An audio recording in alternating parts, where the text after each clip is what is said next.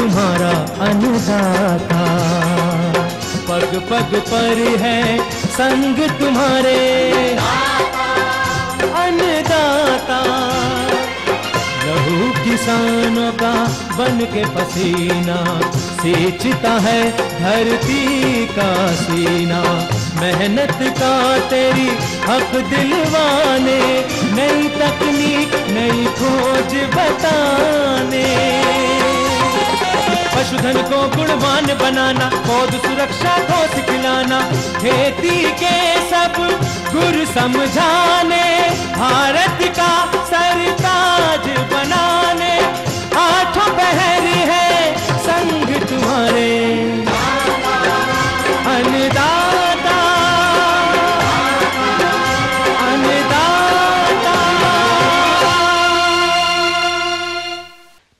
नमस्कार, मैं हूं नीलू। आप सभी दर्शकों का अन्नदाता कार्यक्रम में स्वागत करती हूं। हर रोज की तरह कार्यक्रम में लेकर आई हूं खेतीबाड़ी से जुड़ी हुई बहुत सी लाभकारी जानकारियां।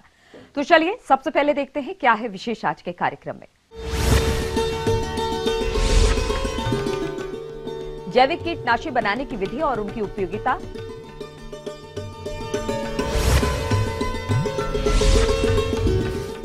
डेयरी व्यवसाय में दूध दोहन मशीन की कार्यविधि एवं उपयोगिता पर जानकारी,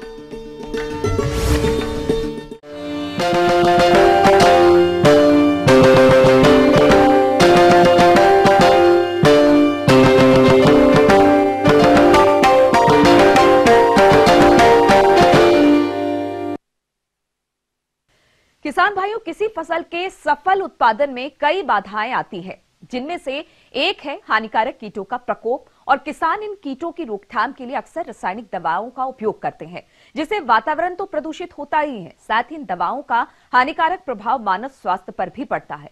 इतना ही नहीं, इनके प्रयोग से कृषि लागत भी बढ़ जाती है। इसलिए इन रासायनिक दवाओं के दुष्प्रभाव से बचने के लिए आवश्यकता है जैविक कीटनाशी दवाओं का प्रयोग, जिन्हें किसान अपने स्तर पर ही आसानी से तैयार कर सकते हैं।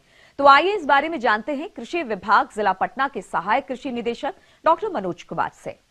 मैं ईटीवी के माध्यम से किसान भाइयों को ये बताना चाहूँगा, निश्चित रूप से कृषि के हरित क्रांति में बहुत बड़ा योगदान रहा है कृषि रसायनों का, एग्रो केमिकल्स का, खासकर कीटनाशी, खरपतवारनाशी, फफूंदनाशी का। लेकिन किसानों का द्वारा दुरुपयोग करने के चलते, या कहिए कि अत्यधिक यूज करने के चलते, ओवरडोज के चलते कई समस्याएं आई है। इससे बचने के लिए निश्चित रूप से अभी बदलते हुए परिवेश में जैव कीटनाशी सबसे उत्तम और सबसे बेस्ट और सबसे सरल और सबसे कम कीमत का कृषि उपादान हो सकता है। अगर किसान भाई इसे चाहें तो अपने घर में तैयार कर सकते हैं, और घर में तैयार करके जैव कीटनाशी का जब वो कीड़े और बीमारी के प्रबंधन में उपयोग करते हैं तो सबसे पहले तो लागत कम होती है, पर्यावरण का प्रदूषण कम होती है, और कीड़े और बीमारी का जैविक प्रणाली से नियंत्रण होता है। पहले मैं बताऊंगा ये जैविक पद्धति है क्या और बायोपेस्टिसाइड है क्या, जैव कीटनाशी है क्या। जैव कीटनाशी का लिटरल मीनिंग होता है वैसे कीटनाशी जिस कीटनाशी में या तो जैव का अवशेष हो या जीवित जीवाणु हो। ये तीन तरह के होते हैं, एक हम बोलते हैं पैरासाइट, दूसरे को बोलते हैं प्रीडेटर, और तीसरे को बोलते हैं पैथोजन, और चौथे को हम लोग बोलते हैं रिपेलेंट। मैं सामान्यतः किसानों को ये बताना चाहूंगा, वो अगर चाहे तो अपने घर में जैव कीटनाशी के रूप में नीम का तेल, नीम के पत्ते, निमौली, इन सभी को बढ़िया से कलट चून करके एक जगह सुरक्षित रख करके साफ सफाई करके अगर उसे पानी में भिगो करके रख दें, और उसका भिगोने के बाद उसका सॉल्यूशन बना करके उसे निचोड़ करके और उस सॉल्यूशन का, उस घोल का छिड़काव अगर वो कीड़े और बीमारी पे करते हैं तो चूंकि इसका नेचर रिपेलेंट होता है तो कीड़े और बीमारी का जैविक पद्धति से नियंत्रण होता है और खेती की भी लागत कम होती है और इसका कोई अवशेष नहीं है। किसान भाइयों, आइए अब हम कुछ वानस्पतिक कीटनाशकों को घर में ही बनाने की विधियों के बारे में जानें। नीम सीड कर्नल एक्सट्रैक्टर। प्रारंभिक अवस्था में नीम के बीज को एकत्रित कर ऊपर का छिलका हटा देते हैं। उसके बाद छाया में सुखा लेते हैं। 1 किलोग्राम सीड को अच्छी तरह से पीसकर धूल के रूप में बदल देते हैं। 1 किलोग्राम धूल को 20 लीटर पानी में डालते हैं तथा रात भर के लिए छोड़ देते हैं। सुबह घोल को पतले कपड़े से छान लेते हैं। इस घोल में 20 ग्राम कपड़ा धोने वाला साबुन का घोल मिलाते हैं। फिर इस घोल का छिड़काव करते हैं। ये नीम के तेल, नीम के जो भी पत्तियां, नीम के डंठल, ये मानव जीवन के लिए भी उपयोगी है और कृषि के लिए उपयोगी है। अगर मैं बात करूं इसके अलावा अन्य लहसुन, मिर्च, अन्य तंबाकू के डंठल, इन डंठलों के द्वारा तंबाकू का डंठल हुआ, लहसुन हुआ, मिर्च का अवशेष हुआ, इन सभी को एक जगह इकट्ठा कर करके सड़ा करके, लोकल भाषा में अगर बोले तो किसान उसे सड़ा ले, गोमूत्र वगैरह डाल करके उसे सड़ा ले। सड़ाने के बाद जो अवशेष निकले उसको छान ले, और छानने के बाद अगर हम लोग कीड़े और बीमारी पे, जो फसल पे कीड़े और बीमारी लगे हैं, अगर उस पर हम लोग छिड़काव करते हैं तो इसके बहुत अच्छे परिणाम मिलते हैं। मिर्च लहसुन से कीटनाशी बनाना। 3 किलोग्राम हरा एवं तीता डंठल रहित मिर्च लेते हैं, फिर मिर्च को पीस देते हैं। पीसे हुए मिर्च को 10 लीटर पानी में डालकर रात भर के लिए छोड़ देते हैं। सुबह घोल को अच्छी तरह मिलाकर छान लेते हैं। दूसरे बर्तन में 2 किलोग्राम लहसुन को पीसकर 250 मिलीलीटर किरासन तेल में डालकर रात भर के लिए छोड़ दिया जाता है। सुबह अच्छी तरह घोल को मिलाकर छान लेते हैं। सुबह 1 लीटर पानी में 75 ग्राम कपड़ा धोने वाला साबुन का घोल बनाते हैं। अब इन सब घोल को एक साथ मिलाकर 3 से 4 घंटे के लिए छोड़ देते हैं। घोल को पुनः छान लेते हैं। इस घोल में पानी मिलाकर कुल 80 लीटर बना लेते हैं। फिर इसका छिड़काव चना के फली छेदक एवं तंबाकू के को नियंत्रित कले के लिए करते हैं। गौमूत्र से कीटनाशी बनाना। 5 किलोग्राम ताजा गोबर और 5 लीटर गौमूत्र को ढक्कन से ढक दिया जाता है। 4 दिनों तक सड़ने के बाद घोल को अच्छी तरह से मिलाकर छान लेते हैं। फिर इस घोल को 100 ग्राम चूना मिलाकर कुल घोल को 80 लीटर बना लेते हैं। फिर इसके छिड़काव से तिल्ली फसलों पर अंडी नहीं दे पाती एवं रोग के नियंत्रण में भी सहायता मिलती है। इस घोल के छिड़काव से पौधे हरे भरे हो जाते हैं। बैक्टीरिया से बना कीटनाशी जैसे वायोलेप, हाल्ट, डेल्फिन, डाइलेप का प्रयोग 1 ग्राम प्रति लीटर पानी के हिसाब से करने से गोभी का पतंगा, चना का फली छेदक, तंबाकू के सुंडी का नियंत्रण किया जा सकता है। मैं किसान भाइयों से ये बोलूंगा कि पहले वो कोशिश करें कि हमारे प्राकृतिक तरीके से, जैविक नियंत्रण से अगर कीड़े और बीमारी का प्रबंधन हो जाए तो वो कम से कम कीटनाशी का प्रयोग करें। जैविक नियंत्रण से अगर कीटनाशी का प्रबंधन करते हैं तो उसे आसान तरीके से आप घर पे बना सकते हैं, जिसमें लागत कम लगती है। और घर में जो अवशेष हैं, नीम के अवशेष, तंबाकू के अवशेष, लहसुन के अवशेष, मिर्च के अवशेष, गोमूत्र, इन तमाम चीजों को मिला करके आप सुरक्षित तरीके से आप जैव कीटनाशी का निर्माण करके कीड़े और बीमारी पर प्रबंधन कर सकते हैं। और सबसे बड़ी बात, उससे जो फल और सब्जी और कृषि उत्पाद तैयार होते हैं उसमें कोई अवशेष नहीं कीटनाशी का पाई जाती है, और उसकी गुणवत्ता उम्दा किस्म की होती है। पर्यावरण की सुरक्षा होती है और मानव के स्वास्थ्य की भी सुरक्षा होती है। ये थी कुछ उपयोगी जानकारियां। अब लेते हैं एक छोटा सा ब्रेक, जल्द लौटेंगे और कार्यक्रम में आगे है महत्वपूर्ण जानकारियां। बने रहिए हमारे साथ।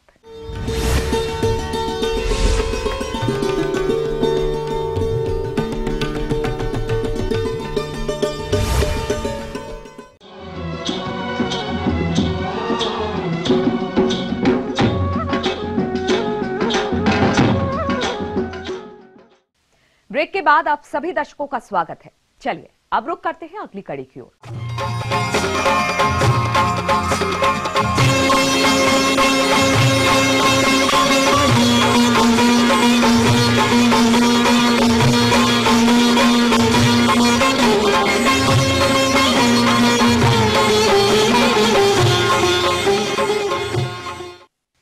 हमारे प्रदेश के अधिकतर किसान खेती के साथ दुधारू पशुओं का पालन करते हैं, लेकिन इनमें कुछ किसान भाई ऐसे भी हैं जो कि इन दुधारू पशुओं का पालन व्यावसायिक रूप से करते हैं, परंतु ये पशुपालक दूध दोहन का कार्य मजदूरों से करवाते हैं, जिसमें समय और श्रम दोनों ही अधिक लगता है। पशुपालकों की इस समस्या को ध्यान में रखते हुए हमारे कृषि अभियंताओं ने दूध दोहने की मशीन इजाद की है, जिसमें श्रम एवं समय की बचत होती है। तो किसान भाइयों, ये मिल्किंग मशीन कैसे काम करती है और इसकी उपयोगिता क्या है, इस बारे में जानते हैं पशु विशेषज्ञ डॉक्टर JR बेरवा से।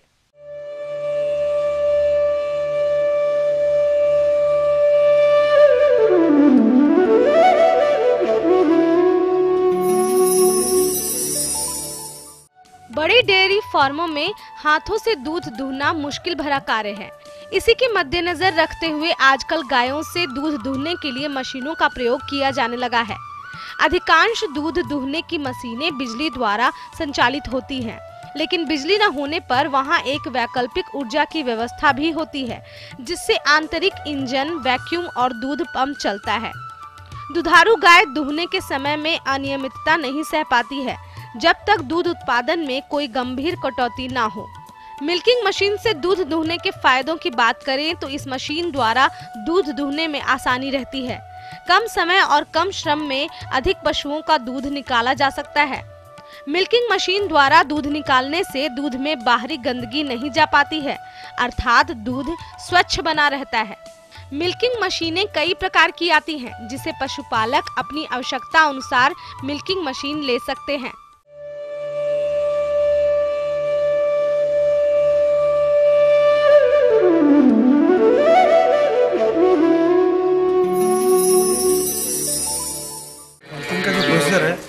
वो हमारे लोग जो हैं ज़्यादातर प्रॉपर नहीं करते हैं और एक लेबर बहुत होती है, बहुत मेहनत करनी पड़ती है दूध निकालने में। और जैसे ये होलिस्टन गाय है, ये 25-30 लीटर देती है पर डे। तो एक जो मिल्किंग मैन है उसके 10 जानवरों को निकालना पड़ेगा, तो कितनी मेहनत करनी पड़ेगी। तो ईजी है, इससे सेफ मेथड है, तो साइंटिफिक तरह से सेफ है। मतलब पहले उसको वॉश करते हैं और बाद में मशीन लगा देते हैं, तो इजीली दूध कलेक्ट हो जाता है। हाइजीनिक तरीके से मिल्किंग होती है, तो ये मशीन वाला प्रोसीजर बहुत सही है। अधिक दूध देने वाली, कम देने वाली में तो मैनुअली भी निकल सकती है। मिल्किंग मशीन के बारे में और अधिक जानकारी के लिए देखिए कार्यक्रम की यह प्रस्तुति।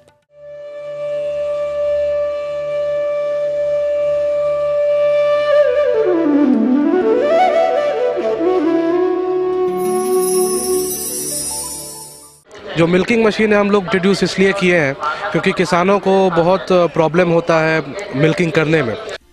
किसान भाई खेती के साथ साथ पशुपालन भी करते हैं और उनसे अच्छा उत्पादन भी प्राप्त करते हैं, लेकिन किसान भाई पशुओं का दोहन करते समय सावधानियां नहीं बरतते हैं, जिससे पशु के थन में मास्टाइटिस की समस्या हो जाती है। तो आज हम आपको बता रहे हैं मिल्किंग मशीन के बारे में। तो ये किस प्रकार से लाभकारी है पशुओं का दूध दोहन करने के लिए, आइए जानते हैं। मिल्किंग मशीन ऐसी चीज़ है कि वो एक बार का इन्वेस्टमेंट है और आपकी पूरे ज़िंदगी भर के लिए एक ये प्रॉपर्टी हो जाता है। और मिल्किंग के लिए भी एक सामान्य तरीके से मिल्किंग होती है और एक ही फॉर्मेट पे मिल्किंग होती है, जिससे काऊ का कंफर्ट भी काऊ भी बहुत कंफर्टेबल होती है। और जिस तरीके से अगर लेबर करता है तो आप किसी दिन किसी को बुला लिए या 2-4 आदमी अलग अलग आदमी महीने भर में मिल्किंग करता है, तो उस हर आदमी का धोने का तरीका अलग होता है। उससे गाय को डिस्कम्फर्ट भी होता है और गाय लात भी मारती है, गाय को पेन भी होता है। और ये एक मिल्किंग मशीन है, अगर इसको यूज़ करते हैं तो एक सामान्य तरीके से एक कंसिस्टेंसी मेंटेन रहता है, जिससे मिल्क का आउटपुट भी बढ़ता है। अराउंड रिसर्च फैक्ट है कि अराउंड 10 से 12% तक ये मिल्किंग का आउटपुट बढ़ाता है मिल्किंग मशीन हमारा।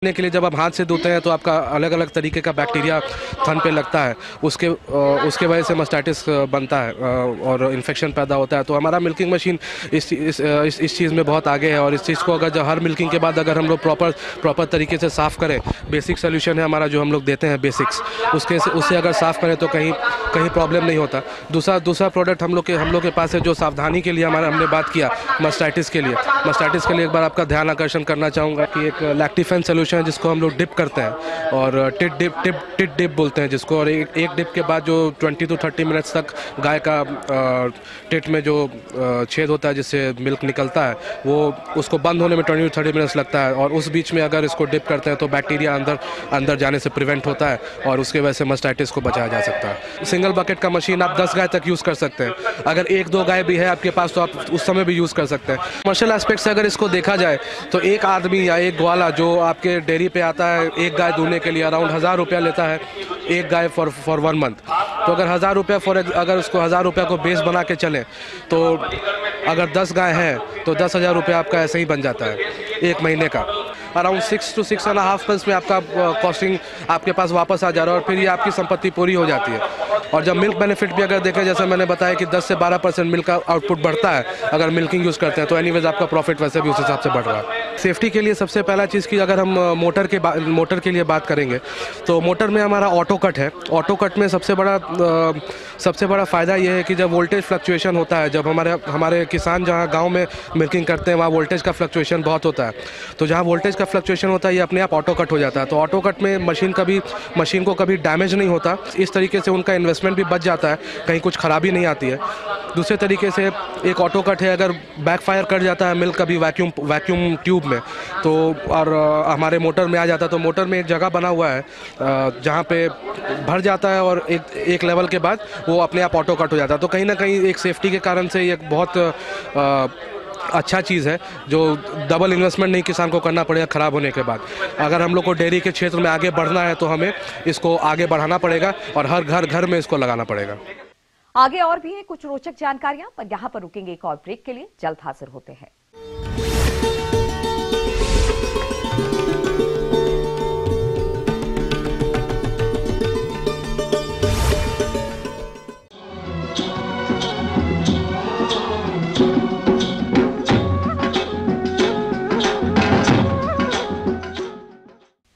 ब्रेक के बाद एक बार फिर से आप सभी दर्शकों का अन्नदाता कार्यक्रम में स्वागत है। बढ़ते हैं अगली प्रस्तुति की ओर।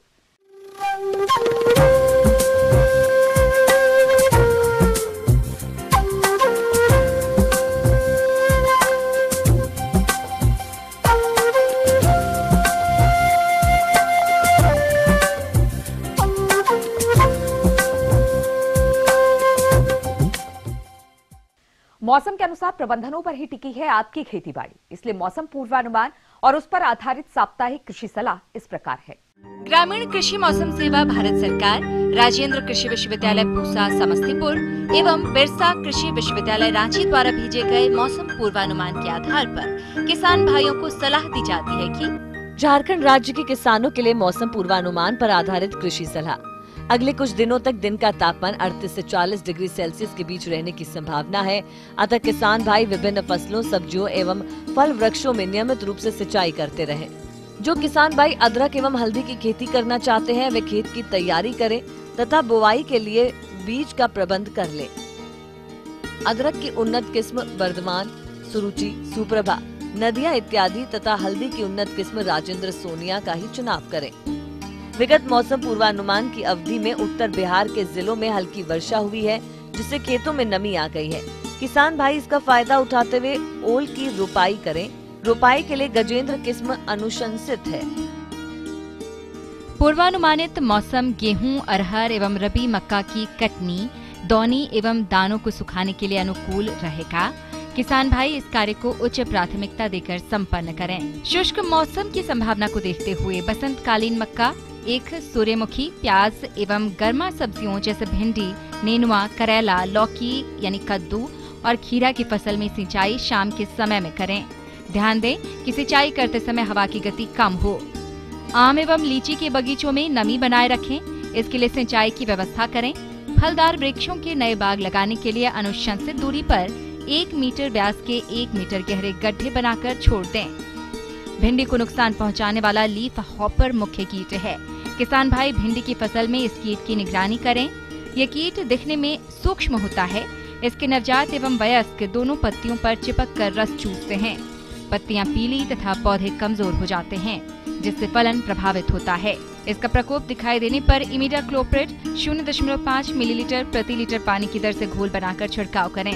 रबी फसल की कटाई के बाद खाली खेतों की गहरी जुताई कर खेत को खुला छोड़ दें, ताकि सूर्य की तेज धूप मिट्टी में छिपे कीट के अंडे, प्यूपा, रोग के जीवाणु एवं खरपतवार के बीजों को नष्ट कर दे।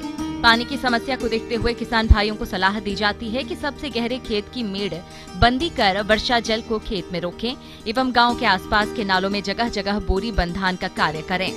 कृषक बंधु अपने खेतों की मिट्टी की उर्वरता की जांच हेतु विधिवत मिट्टी नमूने लेकर अपने खेतों की मिट्टी की जांच अवश्य करवाएं। जांच हेतु नमूने कृषि विभाग के अधिकारी के सहयोग से निकटतम मिट्टी प्रशिक्षण प्रयोगशाला में पहुंचाएं। बढ़ती हुई गर्मी को देखते हुए किसान भाइयों को सलाह दी जाती है कि पशुओं को छायादार स्थानों में बांधें तथा पर्याप्त मात्रा में स्वच्छ पानी पिलाएं।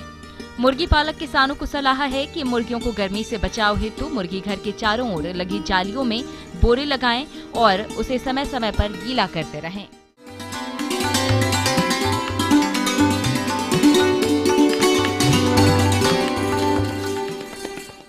जॉन डियर अन्नदाता हेल्पलाइन निशुल्क फोन संपर्क सेवा के माध्यम से आपके द्वारा पूछे गए प्रश्नों में से एक या दो महत्वपूर्ण प्रश्न को हम अपने कार्यक्रम में शामिल करते हैं और इसी के तहत आज का चयनित प्रश्न और उसका जवाब इस प्रकार है।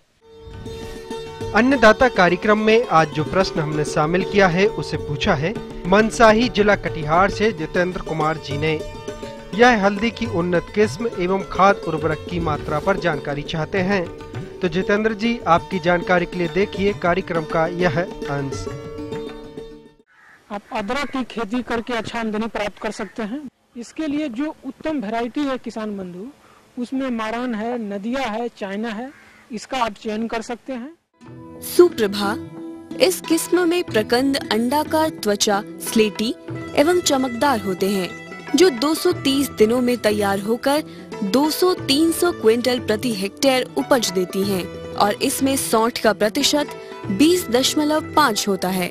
सुरुचि, इस किस्म में प्रकंद हल्के पीले रंग के होते हैं, जो 218 दिनों में तैयार होकर 200 से 210 क्विंटल प्रति हेक्टेयर उपज देती है और इससे सौंठ का प्रतिशत 23.5 होता है। सुरभि, इस किस्म में प्रकंद गहरे चमकदार व बेलनाकार होते हैं, जो 225 दिनों में तैयार होकर 190 से 215 क्विंटल प्रति हेक्टेयर उपज देती है। इसके लिए लगाने से पहले इस बीज को आप अवश्य ही उपचारित कर ले। रीडोमिल दवा आती है, उसका 0.2% का घोल बनाइए और उसमें आधे घंटे तक इस बीज को रख दीजिए।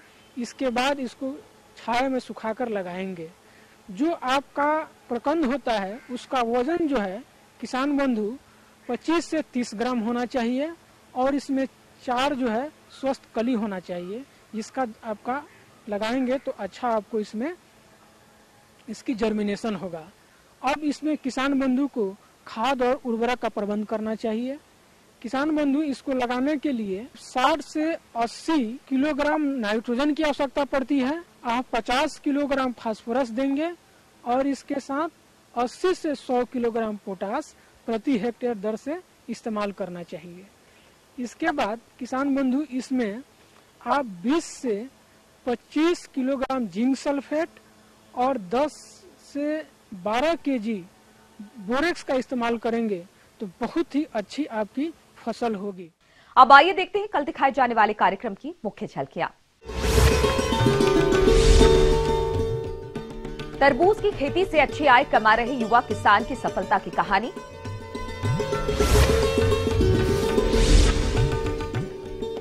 अच्छी क्वालिटी के फलन हेतु लीची के बागों का प्रबंधन। हम ये उम्मीद करते हैं कि आज का कार्यक्रम आप सभी दर्शकों के लिए उपयोगी रहा होगा। किसान भाइयों, अन्नदाता आपकी सेवा के लिए संकल्परत है। कृषि संबंधित समस्या एवं सुझावों के लिए आप हमें इस पते पर संपर्क कर सकते हैं। प्रोड्यूसर अन्नदाता, ETV Bihar Jharkhand, Ramoji film city, Hyderabad 501512। साथ ही आप हमें ईमेल भी कर सकते हैं। हमारा ईमेल है p18annadatabihar@nw18.com।